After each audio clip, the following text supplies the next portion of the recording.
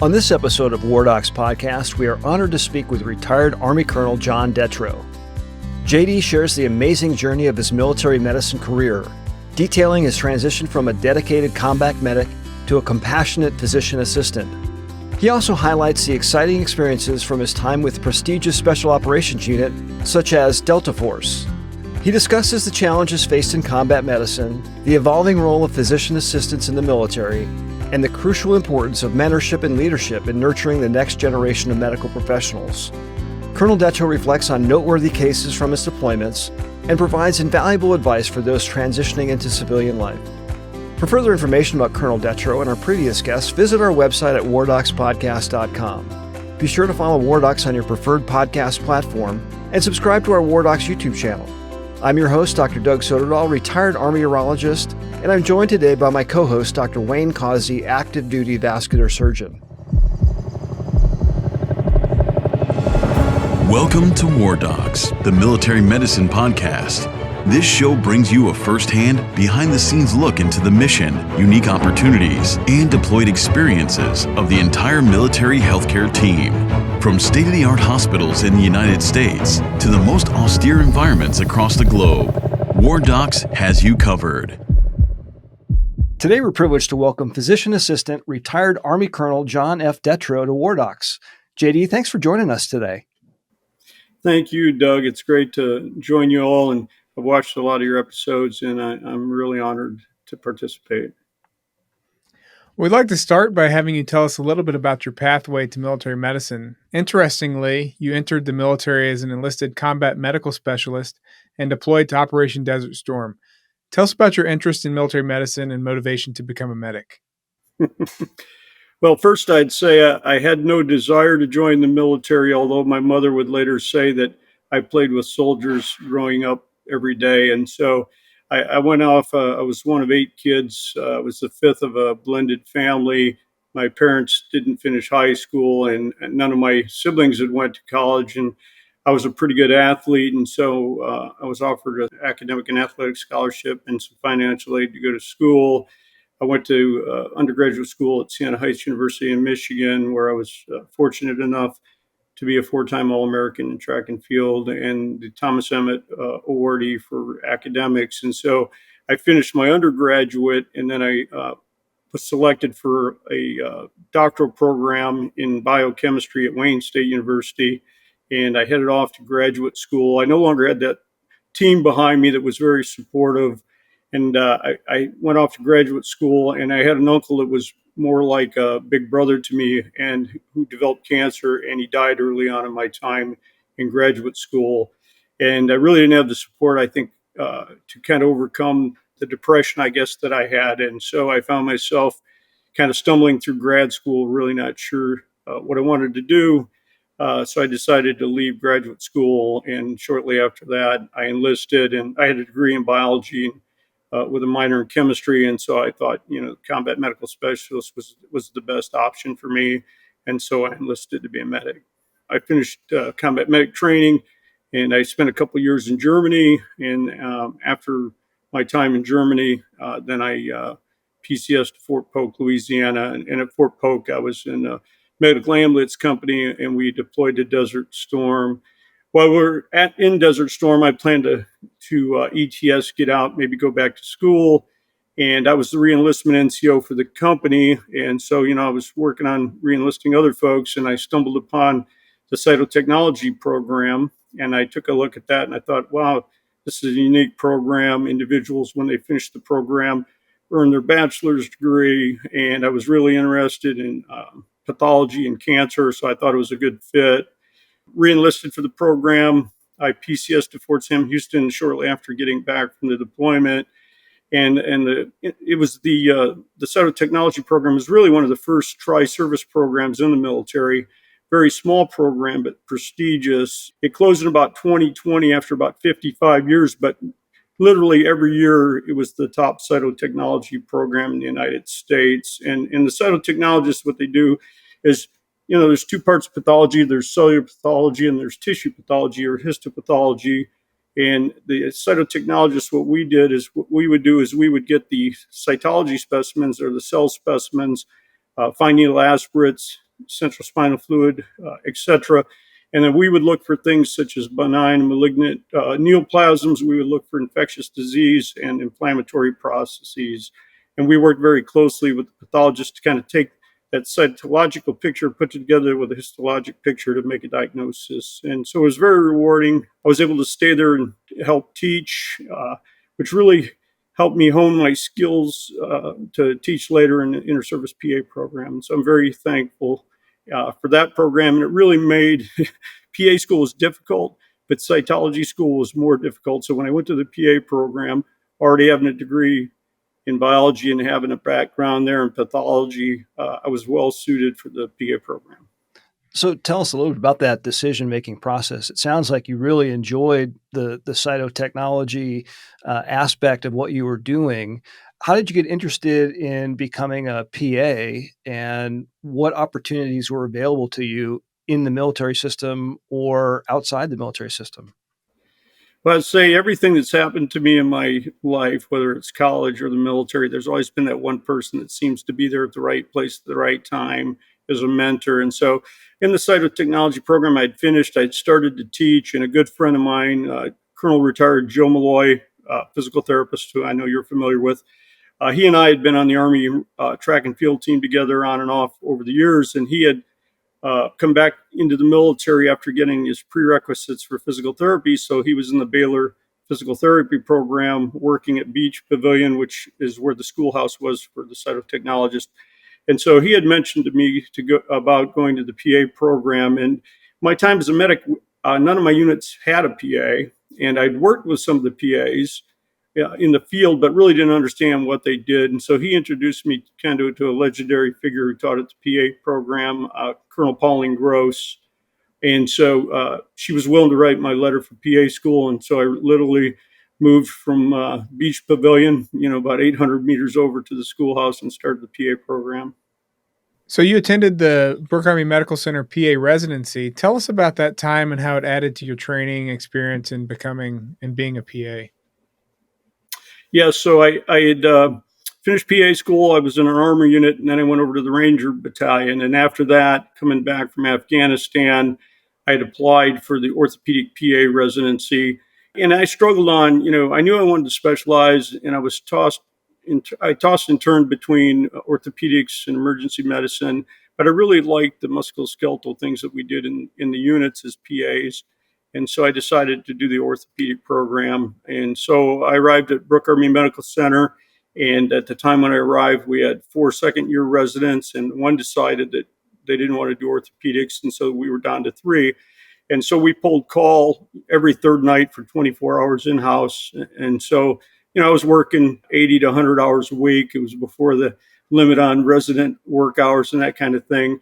And it was very rewarding because I was really treated like, an equal member of the team, and was able to do pretty much, what the second year residents were doing. And I think what I learned there, I think it gave me confidence, especially, it definitely gained confidence in taking care of musculoskeletal injuries, but it really gave me confidence in taking care of trauma patients, looking at them from an overall perspective as I watched the surgical team members, the trauma team members at BAMC, and watch how the leaders operated and controlled the team as they took care of a casualty. It really stuck with me, and I think I tried to take that back when I went back to first to Fort Campbell, where I deployed with the 2nd Armored Cavalry Regiment, and then later when I went back to the 3rd Ranger Battalion. I think that confidence in myself allowed me to train the medics to a higher standard than I trained them the first time that I was in the Rangers. So one of the things that we like to ask the gray beards and the gray hairs is, you were in the military on 9/11. And in fact, you were the 3rd Battalion physician assistant for the 75th Ranger Regiment at the time. Tell us a little bit about that day and how it shaped your future career. Yeah, I've got goosebumps just thinking about it. So we have something that's called Ranger Readiness Force 1, 2, and 3. And Ranger Readiness Force 1, when you're on Ranger Readiness Force 1, if something happens anywhere in the world, then that Ranger Battalion needs to be ready to deploy within 24 to 72 hours. So unlike many units, the medical personnel, we do PT in the morning with everyone else. And so we had finished doing physical fitness training. I was in the Ranger dining facility, the greatest in the world, eating breakfast, watching CNN when I saw the planes hit the towers. Got out of my seat, went back to do sick call, and legendary Ranger and Doc Russ Coatwell was my battalion surgeon. I walked into the clinic and he looked at me and he said, "We're going to war." And I remember thinking, I don't know, maybe not. 3 weeks later, I find myself on the USS Kitty Hawk out in the ocean launching helicopter raids 8 hours to 12 hours into Afghanistan. Literally 20 years later, we were still executing missions there. So your next assignment as a orthopedic physician assistant, you mentioned earlier, was at Fort Campbell when you were part of the 2nd Armored Cavalry Regiment, and you actually deployed with them to Baghdad in support of their mission. Tell us about that time and that 10-month deployment you had to Baghdad. Yeah, you got to be careful what you ask for. So I'd been asked to stay on a BAMC to take over the orthopedic PA program, but I really wanted to deploy. And so I got to Fort Campbell, and one of the PAs in the 2nd ACR, something happened. They had to leave the theater after about a month. And so I had just moved my family in, worked a couple of weeks in the clinic, and found myself in Baghdad in the former Air Force Academy for the Iraqi Army. And the 2nd ACR, the regimental troop command that I was part of, was co-located with the 82nd Airborne's Forward Surgical Team. So it was really a great fit for me because I was able to offload a lot of work from the orthopedic surgeon because once folks knew we had an orthopedic surgeon there, anything that was orthopedic seemed to flow that way. And a lot of it was things that didn't need surgery, or they needed some type of surgery that wasn't going to be performed in theater, like an ACL repair or something. And so I would take care of a lot of that load off the surgeon so that he could focus on the combat trauma. But also I was able to do a lot of combat trauma with the surgical team. Also, the commander of the 2nd ACR was very gracious in allowing me to help the 5th Special Forces unit that was co-located with us on the FOB. They were responsible for a unit that consisted of Kurds, Sunnis, and Shias, and they were operating in Sadr City. And there were concerns, that there may be an insider threat. And so I would go on the missions along with their 18 Delta, their Special Forces medic. And as they would hit the targets, I would set up the casualty collection point. And then we had another officer that would set up for any possible detainees. And so we'd operate with them. And I was rotating the conventional medics so that they get a chance to see how the special operations medics operated. And so it was very rewarding time. And I can't say enough about the commanders of the 2nd Armored Cavalry Regiment. So after that stint with the 2nd ACR, you went back to the Ranger Regiment with the 3rd Battalion again and got a chance to go back to Iraq a couple times. As a PA, what kind of stuff were you seeing? Were you scrubbing into surgery with the orthopedic surgeons? Were you doing triage? Were you seeing clinic? What kind of experience did you have during those deployments? And how was it different with the Ranger Regiment and then with the 101st? Yeah, I'd say that right up front, the difference between the 101st and the Rangers is, we had a specific mission to go after high value targets, and most of our missions were at night, although we did do quite a few during the day. And our op tempo was extremely high, and the number of casualties we sustained because of the high value targets that we went after, who were well armed and well trained, was also high. With the 2nd ACR, I would say that there are so many missions that they're executing. It's just very difficult to maintain the op tempo that you would in a special operations unit. The type of patients I saw varied, and so we ran our own aid station, obviously. I was responsible for the care of detainees that we had that we could only hold for 24 hours usually, and then they would have to be sent further back to a facility that was more robust in its ability to care for them. I also, Jim Fickey, who was the deputy orthopedics at BAMC, was the deputy for the cache that had split between Tikrit and Mosul. So he was in Mosul with us. Our deployment was, like I said, was extremely tough. We got to the point where we lost most of our team leaders and squad leaders due to combat injuries. We had to bring in the squad leaders and team leaders from Charlie Company who were in Afghanistan to backfill. We did several high-value target missions for H.R. McMaster when he was the commander of the 3rd ACR in Talafar. And during our time in Talifar on one mission, well, I was injured twice, and within 2 weeks, hit by two different grenades. But on that first mission on 5 September, as we went to breach the building that we were going to assault, we had overhead ISR that was telling us that the enemy was moving on the buildings, and so we were attempting to get our snipers up on the rooftop to give us, more leverage as we assaulted the building. But as soon as we blew the doors off the building, the first three Rangers were shot, and we were kind of pinned down with a courtyard above us, and then there were spider holes in the walls, and so the enemy started to assault through the spider walls. So it was literally hand-to-hand combat. We eventually took control, captured or killed the enemy, but we sustained 22 casualties, to include all three of the medical personnel. Well, that's an interesting concept because it's not often that you think about the medical personnel in a unit are injured, and so you have to plan for the medical personnel becoming injured. Can you take us Yes. through what lessons you learned and that you could convey to others for the situation where the medical personnel of a unit are actually part of the casualty group? First, one of the things I would say is we knew that the mission in Talifar was going to be extremely difficult, and we were going to go in by ground from Mosul, so it was a significant movement. And so we have, the 160th Special Operations Aviation Regiment that supports us. So we pre-positioned their aircraft forward, planning on the potential for casualties so that we could cut the flight time in half. And so I think that was one thing that really helped us, and helped some of our individuals survive that may not have if we hadn't have done that. That was one of the things that I look back on that I'm most proud of, is that we anticipated casualties and we prepared in advance.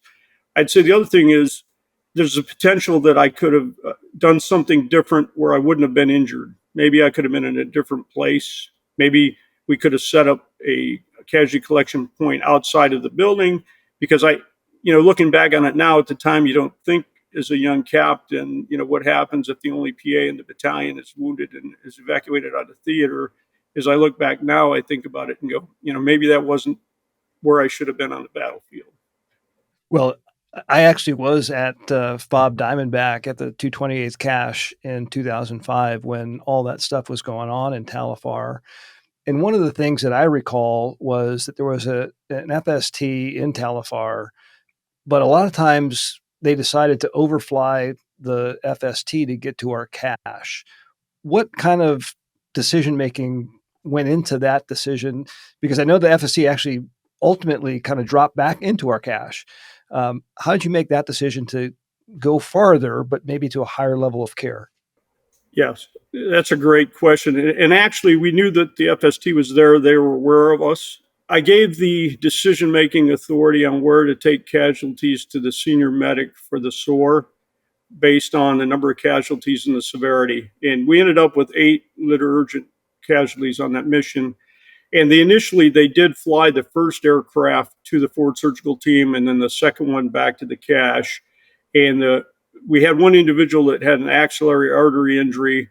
They stabilized him there at the forward surgical team, did some things to help slow his bleeding so that we could get him back to the cache for further treatment. And so we did utilize them for about half of those casualties.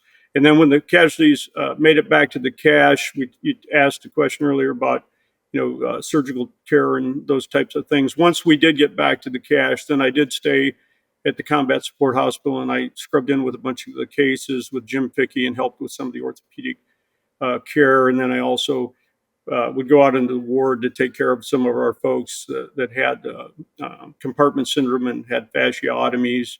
I did go out into the ward, and I had one of the individuals that had undergone a fasciotomy that was still in severe pain.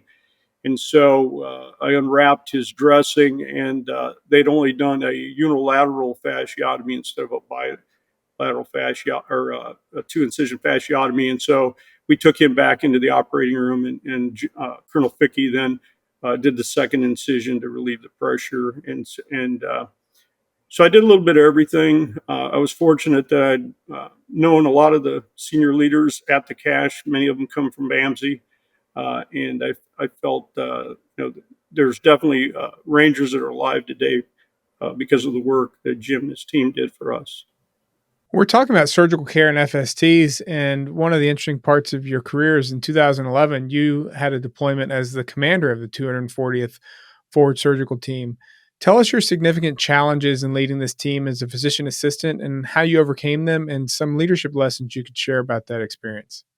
Well, the first thing I'd say about being a commander of any unit, especially the surgical teams, is not all individuals are co-located with you. And so once I became the commander, I immediately reached out to the members of the team to congratulate them for being part of our team. And I found our orthopedic surgeon had retired about a year prior, and so the Profis system had some of the glitches that the system still has today. But I think I had a good relationship with the nurses and the surgeons. I think, by 2011, any surgeon that wanted to command had. The surgeons, I would say, were as deployed as the PAs, who were probably the most deployed AOC. And so they had their fair share of commanding and deploying. And I think they welcomed the PAs being willing to do that. I had a great team, great relationship. Now, my deployment, I would say, is with an asterisk. So we had the Defense Suburni Response Force mission. So there's a mission within the United States to have 4 forward surgical teams ready at any time to respond to any homeland attacks that conclude, chemical, nuclear, and radiological warfare. And so we had to do a lot of training in that venue to be prepared to conduct surgery in potentially contaminated or semi-contaminated environments. And so we went to a lot of different training events. And once we finished that year, we had to reset just like we went to Afghanistan or Iraq. So we could not deploy for a year. And so the other FSTs were deploying. And so we became instrumental to the 82nd Airborne as each of the BCTs trained for their airfield seizure mission. I was a jump master. My XO had been a black hat. He instructed the jump master program. And one of the things, my first charge to him was, we can't really be an airborne unit if we don't have jump masters. We need to be able to inspect our own folks. We need to know how to load our equipment, but we also need to be able to assist the BCTs as they're inspecting troops and equipment for missions. And so we ended up with 8 of our 20 members as jump masters. So we had the highest ratio of jump masters of any unit at Fort Bragg, and we were the medical team. And so I'm very proud of that. And it came in handy on many missions where not only did we provide jump master duties then as we landed and set up forward surgical teams, then we provided care on the ground as well. So another interesting part of your bio is that one of your jobs was as the JSOC, the Joint Special Operations Command physician assistant, and you worked with Delta Force, the counterterrorism unit. Any interesting experiences there? And what is that organization about, and what kind of stuff do they do? Yes. So Delta Force was formed by Charlie Beckwith. Beckwith was a special operations officer who had been in Vietnam, and then he deployed to Malaysia with the 22nd Air, I can't think of the name, the SAS for the Brits. And so he found the Brit SES concept very enticing because they were trained in counterterrorism and they were trained in hostage rescue. And he believed the United States military lacked the capability to execute those type of missions outside of the United States. And so he convinced senior leaders of the military and Congress that we needed a capability to do that. And so Delta Force was stood up, and Charlie's probably my favorite quote from him is, looking at the eliteness of the unit, he would say, I'd rather move down the river with 7 studs than 100 shitheads. And so he was just reinforcing that he would rather have a small elite unit capable of doing precision missions than being involved in a unit that's required to do multiple missions and not have the ability to select those that would participate. But really, Delta Force has 4 main missions. One's counterterror, one's hostage rescue, one's direct action, and the 4th one is special reconnaissance. I think probably the greatest story I've heard about them with their special reconnaissance was during the Iran hostage rescue. Before JSOC executed the unsuccessful hostage rescue mission, they were able to infiltrate Iran with several operators incognito who were able to identify exactly where the hostages were kept, so that when the mission was to be executed, they knew exactly where they needed to go. And so I think that's just one example of the great things that Delta Force does. I was actually one of the members of the unit. I can't say a lot about what I personally did or didn't do, but it's a unique unit who has not stopped fighting since 2001, continues to deploy now. And I think the difference is you're taking the elite of the Rangers, the elite of the Green Berets, the elite of the Marines, and you're bringing them all together. And they're more seasoned, but they're smarter as well. The thing I found amazing about them was the Rangers, our thoughts were hit things hard, blow the door and execute the mission with extreme violence. I showed up to the unit and we were much smarter because everyone had been wounded once, multiple times. We had individuals that were still undergoing surgeries in between deployments. The way we took down targets, I think, was better for us, but it was also better. There was more safety for the non-combatants in the way that we executed. And I was really amazed by that. The maturity that goes into doing things that way. The risk is higher initially, but the reward is higher because there's a better chance to capture the target alive, and there's less chance of collateral damage, injury to civilians, to include children and women. And so it was just a great honor to be a part of that unit, and so many superstars and legends and people I've looked up to. The chance to serve alongside of them is something I'll never forget. Now, are there any unique aspects to providing medical care to the elite units that those of us that haven't worked with them may not fully appreciate, that these are some of the nuances of military medicine? Yeah, I think for the medical providers, I think the nuances are that they're far forward, and many times conventional assets are not available to provide care. And so we will forward position damage control resuscitation and damage control surgical teams nearly onto the objective. There's literally been missions where they're setting up the surgical team outside of a building that we're getting ready to hit. And so they're in harm's way with the operators. And so it takes a unique group of folks that are willing to do that. But there's never a shortage of those willing to do so. So another one of your jobs was you served as a battalion commander in what is now known as the Medical Center of Excellence, big training platform, lots of students. Tell us about what it was like to be a battalion commander, and what was your mission for those students? Yes, I was very honored to be the commander of the 187th. Most of the PAs, when they apply for command, they want to command the 232nd, which is a combat medical battalion. We all grew up coming through that battalion. And, it's the second largest AOC, there's about 11,000 combat medics. I think it's the second largest AOC outside of infantrymen. But I really wanted the 187th because I was looking at impacting not just depth, but breadth of the AMED, right? And a lot of the leadership training and the pre-deployment training for the AMED comes through the 187th. I think some of the challenges are, if you're a lieutenant colonel, infantry battalion commander, there is no other lieutenant colonel in your formation. As a lieutenant colonel commanding the 187th, I had probably 30 to 40 colonels in my command at any one time. The number of lieutenant colonels, I wouldn't even know, but it was significant.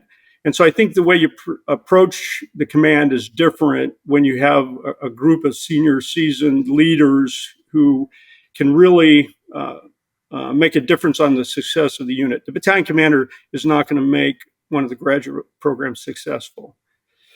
My goal was to ensure that they had what they needed to be successful, logistically, personnel-wise, and that. But really, I depended on all those leaders in those different formations to make us successful. And if you look at the battalion, you've got 3 companies and 2 detachments.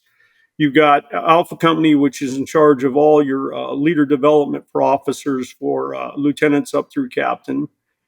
Then you've got Bravo Company, which has got all your graduate programs for the AMED. You're looking at social workers, physical therapists, healthcare administrators, physician assistants, PTs, nutritionists. extremely important mission that takes a very dedicated staff of highly qualified people. Then Charlie Company was all the pre-deployment programs. So BCT3 was a program where the medics went out to train the brigade combat team medics before they deployed. TCMC, Tactical Combat Medical Course, was run by seasoned soft PAs who trained Role 1 individuals working at battalion aid stations up to the point of injury were trained there before they deployed. We had the MIT team trainers that trained the MIT team medics for deployment. We trained the flight paramedics. At one point in Africa, we didn't have enough forward surgical teams to support the mission in Africa because the op tempo in Afghanistan and Iraq. And then at that point, Surgeon General West decided to stand up the ERST-A, the Expeditionary Resuscitative Surgical Team Alpha, which was for Africa. And so that was a program where the individuals would be trained by the TCMC staff, and they would get their equipment and everything at Fort Sam Houston and deploy separate from any operational unit. So it was a unique concept.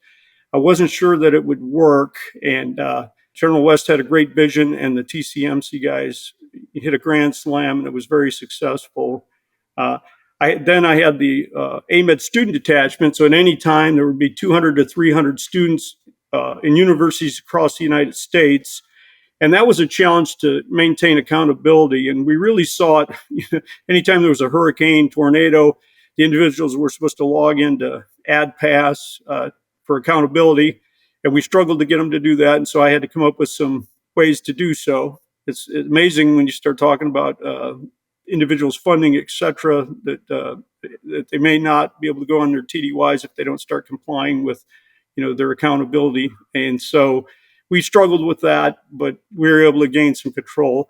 Then we also had the team down in Ryder Trauma Center in Miami that would train the forward surgical teams before they deployed and also train the White House medical unit staff. And so it was a unique unit with amazing people, incredible students, and I had some great sergeant majors, and I think they were really helpful for me because I can be impatient, and sometimes they would, grab me by the arm and say, take a breath, listen to what somebody's telling you before you respond. And so I think I learned a lot about patience in decision making that I lacked as a 04 Forward Surgical Team commander. And I really think that assignment helped me when I moved on to the Office of the Surgeon General, and also when I worked for Human Resources Command. It gave me a different perspective, a different look at leadership. I think it improved my emotional intelligence. We've interviewed a lot of people, and I don't think anybody has described a job in which you heard cats as much as the job in which you just described to us just now. So why don't we flip around back to special operations, because I'm interested in your role as a command surgeon with the U.S. Special Operations Command. What key innovations or strategies have improved the health service support for special operations forces in the deployed environments? I think first I'll start out by saying how I ended up in this position. So I was at HRC responsible for commands. I was responsible for strategic billets, schools such as the Army War College and other boards. And so I had applied for brigade command, and I got my first choice, which would have been to stay there at Fort Knox and command the recruiting brigade, thinking this will be my last assignment and I'll be able to recruit AMED officers, but also people that are dear to my heart, the chaplains. And so my wife had started showing some signs of dementia several years earlier, but while I was at HRC, there were a couple incidents where I decided I could no longer assume command. And so it was difficult being in charge of the command, slating, and those who had declined, et cetera, to decline command when I ran that section of HRC. So it was a difficult decision, but it was the right decision. And Heather Kness, who was my boss at the time, was very instrumental in helping me through that process. And so I was kind of in a gap year, so she allowed me to stay on and take over as the branch chief for my branch. And then I was offered the position to be the director of the Inter-Service PA program, which I really wanted to do. I felt like It'd be a great way to end my career. And I was interested in academia that, I thought maybe I do this and I retired to take over a PA program somewhere. But my dad was in Florida, my wife's Puerto Rican, and I caught wind that the SOCOM clinic position was open, which was generally a 04 position for a soft PA. So I sent my name down, my ORB, and it hit the J1 at SOCOM, who happened to have served with me in the Ranger Regiment. He put my name in front of General Clark, who had also served in the Ranger Regiment, and General Clark decided on the spot he wanted me to be the command surgeon. At that point, we were actually laying out the strategic billets, and those positions are competed across the services, so each service puts up a nom. So at the time, General Crossland was the Deputy Surgeon General, and she was the one that was responsible for a lot of these Army noms. And so I gave her a call and said, "Hey, ma'am, this is not some backdoor deal I tried to hook up for myself to take this position, but I've been asked to do so. Realize it's normally a physician, and I just wanted to let you know." And she immediately told me to take the position. That's kind of how I got there. I arrived and COVID was ongoing, so there were a lot of challenges there with a lot of the things we wanted to do. And so I kind of focused us inward. We probably had 15 lines of effort, and I decided, we had really 3 to 4 lines of effort we needed to focus on. And the number one, which gets into what your question was on the medic. In the 1970s, the SOCOM commander went to Congress and asked for funding for facilities to build a schoolhouse and barracks to house all special operations medics at Fort Bragg for training to ensure interoperability. And it came out to, I want to say, $38 million at the end of the day. And so all the medics had trained there at JSOMC, the Joint Special Operations Medical Training Course. And then over time, the Navy SEALs left, and also the Air Force pararescuemen left the schoolhouse. And as the years of the war went on, it was obvious to many of us that the standards of the 3 schoolhouses were not equal. There was a lot of discussion amongst senior medics and leaders whether or not everybody should go back to Fort Bragg. There were some leaders that were very parochial, wanted their own schoolhouse. There were others that wanted it to be combined. At the end of the day, decision for leaders. So my senior medic, Master Chief Jeremy Teresi, and I decided, hey, we're not going to make a decision on if we have 1 or 3 schoolhouses, but what we can do is impact the quality of the training. We need to ensure that if we have 3 schoolhouses, all 3 schoolhouses are training at the same level for treatment of preventable combat deaths. And what they do as far as mission training, which will vary, is up to them. So we stood up a process with the J3, who normally only inspects high-risk training. We convinced our commander that medic training is not high risk, but poor medic training is high risk. And so we were added to the JSOP process, and we inspected the 3 schoolhouses. And we did find, Bragg's the oldest, it's the best staffed, and it's the best resourced. It was the schoolhouse that met the standard that we were looking for. And so the other schoolhouses now are working to get to that standard. And there's still discussion whether or not, there's fiscal restraints that are ongoing right now.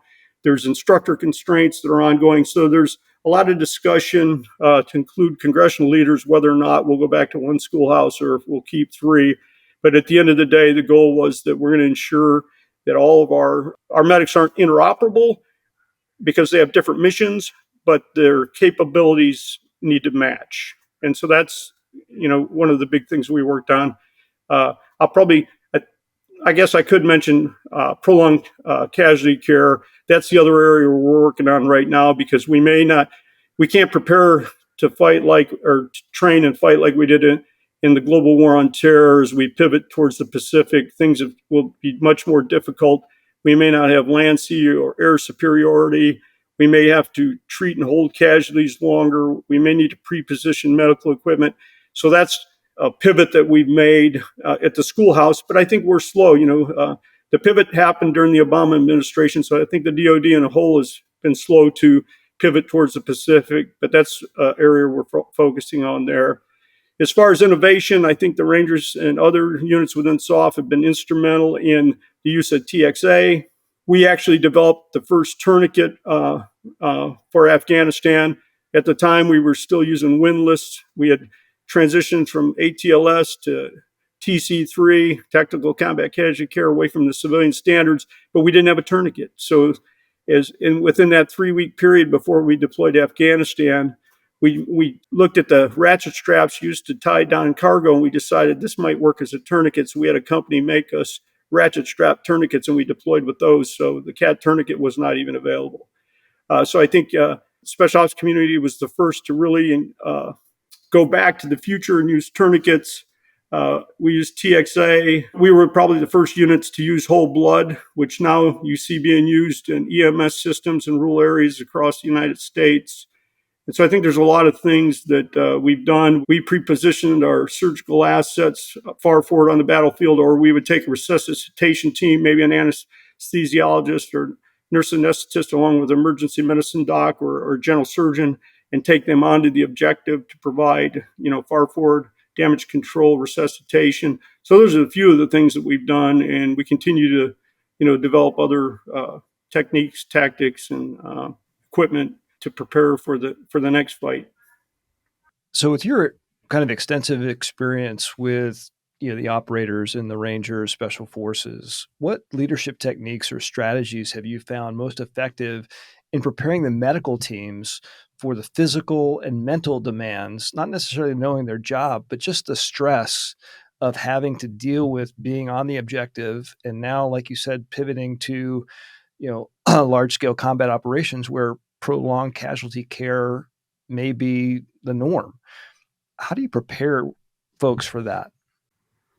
I think we try to use the crawl, walk, run method because I think when you're in a unit like the Rangers, kind of the Super Bowl is an airfield seizure somewhere in the world, right? Our goal would be to gain the confidence of the medic. So we would start out, we had a clamshell where we had bleachers in it, and then we had a trauma lane, and we would record the medics as they would go through the trauma lanes to gain their confidence. And we would tend to start with the best medics first. And other medics would be watching them on a live feed. By the time you got to your medic that was probably your least experienced and least confident, they had kind of seen what right looked like. So they had an idea what they needed to do. And we would do that over and over on various scenarios until they felt comfortable being ready to deploy. We also had a validation procedure where we would take our folks to Fort Bragg, and we would work with our surgical asset from the Joint Special Operations Command, who would assess us to include the PA and the physician to make sure that we were ready for our deployments. And so those were kind of what we did medically. And then as far as gaining the ability to withstand the stress, there were multiple exercises that the units execute to ensure that you can do that. Part of it is also there's a selection process to get into the unit for officers enlisted. Once you're in the unit, you're expected to be a Ranger. And so if you're not already a Ranger like me at 38, you go off to Ranger school that hardens you for any mission that you're going to be expected to do. And so I think there's a very good process to train you for your tactical expertise through Ranger school and through the operational exercises, airfield seizures, deployments to the Joint Readiness Training Center. And then there's training medically, which includes internally. We also send the guys to trauma rotations in places like Grady and Atlanta to get their skills up on things that you really can't learn unless you're doing them live in a trauma center. I think the other important thing is I expected my guys to make mistakes, and I accepted it and I underwrote it. And so that they knew I had their back. If they made a decision that somebody needed to be evacuated, I was not going to question it. We were going to evacuate them, and we did AARs for everything. And so if we did something that needed to be changed, it wasn't a finger pointing contest. It was something to do to change what we had done to make it to make us more successful in taking care of our number one asset, our people. And so I think, to me, you got to take your hand off the steering wheel and let the medics do their thing. Let them learn from what they've done right and the mistakes they made. And if you have confidence in them, they'll be successful. Now, not counting your personal combat injuries, what was the most memorable case that you've been involved in during a deployment? I think I have two. One's a quick one. So I was with the 2nd ACR there in Baghdad. Our orthopedic surgeon had, I think he had to go back to defend his boards, if I remember. And we had a mare that was right outside of our fob, and his son had fallen from a ladder and had a posterior knee dislocation. And so they bring him into the forward surgical team, and I'm the only orthopedic provider. And I know we've got to reduce this guy's knee, and I can't evac him because there's a brownout, there's no air. And so I'm going to reduce this guy's knee, not knowing if he's going to have a vascular injury, and really have no clue what to do after I reduce his knee. So I reduce his knee, and I decide to splint him. I'm not, I can't cast him or anything. I need to watch his vasculature to make sure that he's got equal pulses. So I get a hold of Jim Fickey again, my hero. He's at BAMSI, and I say, hey, I've got this guy fell off a ladder. He's not likely going to get his ACL repaired. They don't have any sports medicine docs that have stayed in Iraq. They've all fled. What do I do? And he said, do what they did in the United States before we had sports medicine. Put him in a long leg cast for 12 weeks, and he'll be better off with a stiff knee than a floppy one. At least with a stiff knee, he can continue to work. And so that's what we did. Then the second case, which, today's, it's hard to discuss, but we were in Mosul. We had turned over our equipment to the next Ranger Battalion. And we had been tracking Saddam's security chief. He'd repelled the squadrons a couple times. He had his own security element that was formidable. And we tried to ambush him on a bridge in Mosul, and we had no air support or anything. And we were on one side of the bridge, and we were kind of doing race tracks, waiting for him to cross. And then we decided we probably need to stop, or somebody's going to set up an IED on us. So we stopped, and we were waiting for him to cross the bridge. I heard an explosion, and I heard somebody yell for the medics. So I dropped the ramp. I got out. I couldn't see anything. So I closed the ramp. I heard another call for medics. I dropped them out. Ramp again. I saw a couple guys running up to the bridge above us, up the dock. So I shut the ramp again, and I heard the call again. So I dropped the ramp, and I see somebody roll out of the vehicle behind me onto the slat iron, who was the platoon leader. The enemy had dropped a grenade in the vehicle behind us. It severed the hydraulics in the vehicle, so they couldn't drop the ramp to get out. So he was able to crawl out. So we got a litter out. Myself, one of the interpreters, we were going to put him on a litter, put him in a vehicle, and somebody shot him from a building close by. So we drug him into the vehicle. Eventually, we moved to a safer location, and we had several people that were severely injured. The platoon leader and a great ranger named Joe Kapacheski. And so we put tourniquets on the two. We took them to the cache. They survived, and the platoon leader decided early on to get an amputation, and Joe decided to wait. And I talked to him a lot, being orthopedic PA, that he could potentially come back and serve in the Rangers as an amputee. And so he ended up getting the amputation. He came back, served in the Rangers. He became a first sergeant, and then he retired from the Ranger Regiment. And so I'd say that for me, later on, it hasn't been too long ago, Joe took his own life. And so that one for me is, probably the one that's hardest to kind of reconcile in my mind. He had overcome so many things. Right. After your military retirement, you then worked as a VA compensation and pension examiner.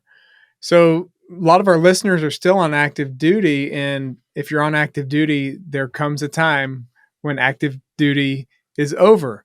And that process is actually very difficult for people to understand. What advice would you give someone who's 2 years away from retirement or about to transition out of the military in this VA process? Yeah, great question. And I'm still doing those exams, and I love it. One of the things I decided when I retired is I didn't want to be in charge of anything. So anyone I've interviewed with to do any job, the first thing I've told them is, yeah, I'm a retired colonel, but I don't want to be in charge. So I started doing those exams. But beforehand, while I was still in, I'd done a pretty good job of keeping track of my problem list. And I thought I had a good grasp on the process. I would start evaluating my folks a year or two out before they left the military to make sure that they had all their injuries and illnesses documented. I go to retire.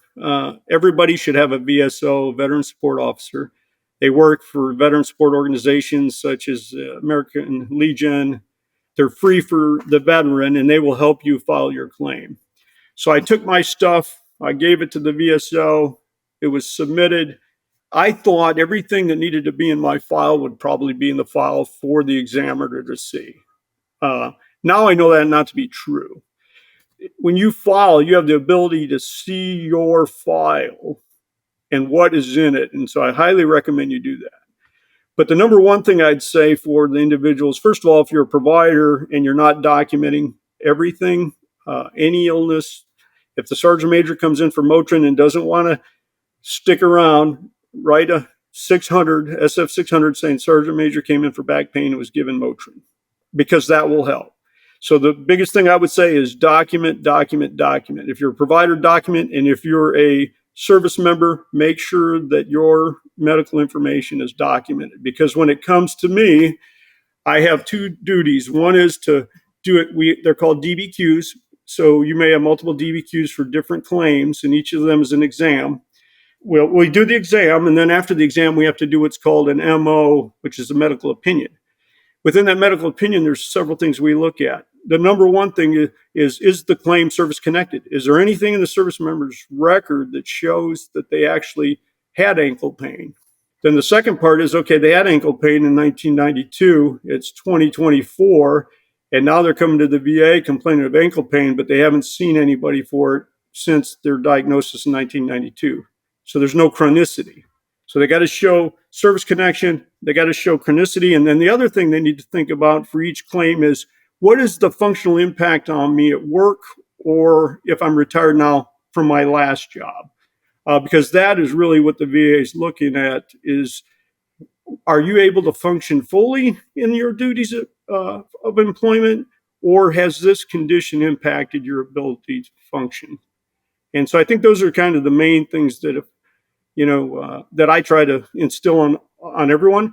And I would say for leaders, medical or not, they need to understand the process, because it's amazing to me that a colonel will come in and have new claims that have no evidence in his record, but had a ACL tear, and 20 years later had both ACLs torn, and then 20 years later had to have knee replacements, but instead of coming back in to be reevaluated for the service-connected condition, they may come in for something that we can't connect. And so I think it's incumbent on the leaders to ensure they understand the process so that they can mentor the charges within their formation on how the process works.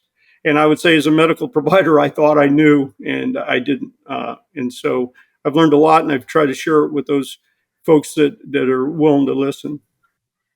Yeah, that's excellent advice. I mean, I went through that, and the things that you said are absolutely important, and you have to be proactive to make sure that you get that VSO involved and make sure that your records are there.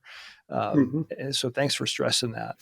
Yeah, and the other, one other point for that is, so the medical opinion is kind of like a civil court case. We're looking at whether we think it's more likely than not that your condition service connected, or less likely than not. And so it's not that you need to have 100% of your ducks in a row, but you need to have something there that I, as an examiner, can use to support your case or your claim.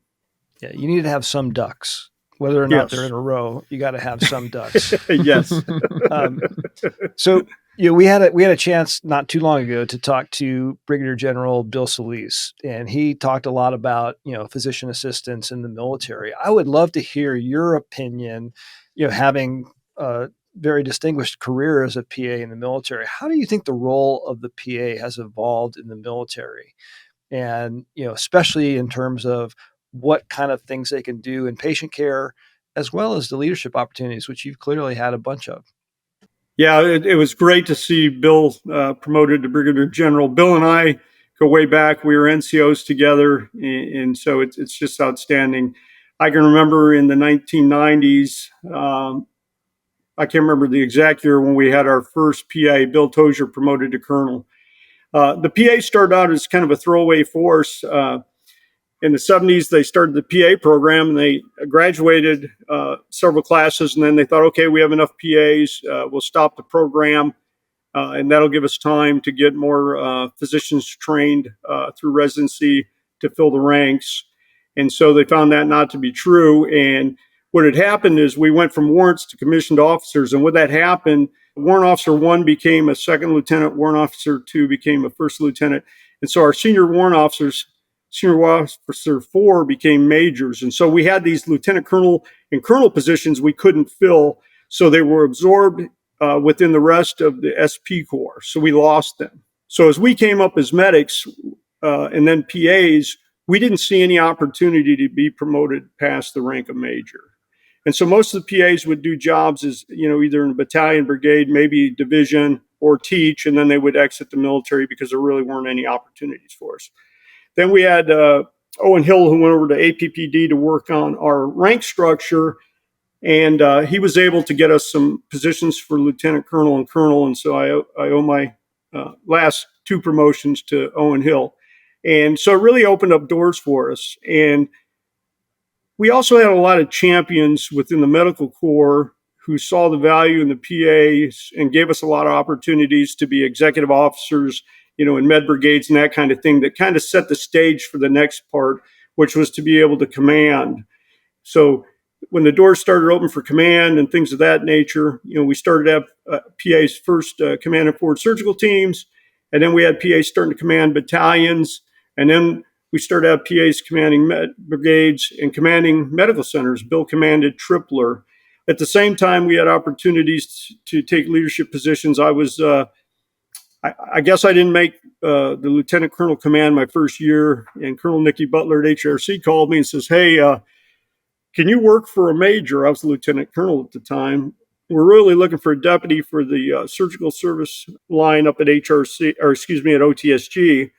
And I'm like, I was in JSOC. I don't know what the rank anybody was that I served with, and so I'm willing to work for a major. And so I went to OTSG, and I worked under a great nurse anesthetist, Matt Welder, who had developed all the metrics for surgery for the Army. And I learned a lot from him in that first year. And then the next year I took over as the chief of the surgical service line. Again, an opportunity that wasn't afforded to us in the past. And so I think, between being able to do doctoral programs like we have in general surgery, orthopedics, emergency medicine, being able to work within the educational community, being able to command, being able to work in senior executive level positions within the Army Medical Department and the Defense Health Agency, I think our opportunities today are just limitless. I think the younger guys and gals sometimes don't realize, because I still talk to them, and sometimes I listen to them complain, that they don't realize the effort that's been put in by those that have preceded them, and the opportunities it's going to afford them in the future. And so I feel very blessed to have come in at the right time with a lot of key people across the AMED who really supported us as PAs, to include the leadership within our own corps, that have given us the opportunity to show our value and to show our leadership capabilities. And so I think the future is limitless for military PAs. So that's a great segue to 50, 100 years from now, when the history books are written. How would you want your legacy in military medicine to be recorded? I think one thing would be mentorship. I didn't do a good job of seeking out mentors, so I take that as a fault of my own, but I've really worked hard on those that I've mentored to help them navigate and steer away from some of the mistakes I've made. And I've also really worked on them to ensure that they find those champions out there to mentor them that may not look like them. They could be an infantry officer, could be a nurse. It doesn't have to be a PA, but you need to find those folks out there that are leaders who you want to emulate, and that will help steer you in the right direction. I'd say the other one for me is sometimes I listen to folks I mentor, and they're trying to figure out what job will get them promoted. And I've always tried to take the job I thought was the best job for me, but also for the organization as a whole. And I think if you do that, I think one of my legacies might be that that whatever I decided to do, I try to do it my best, and I try to do it as part of the team. And I never looked at myself as bigger than the team. And so, my one word of advice to folks is, don't seek out the job that's going to get you promoted. Seek out the job that's going to make you happy and make a difference within military medicine, and they'll be successful. Well, we've been speaking with retired Colonel John Detro on WarDocs podcast. JD, thanks again for sharing your experiences and insights with us, and thank you for your service to this nation. I really enjoyed our conversation. Thank you. It's been an honor to talk to you and to see you again. Thanks a lot. Rangers lead the way.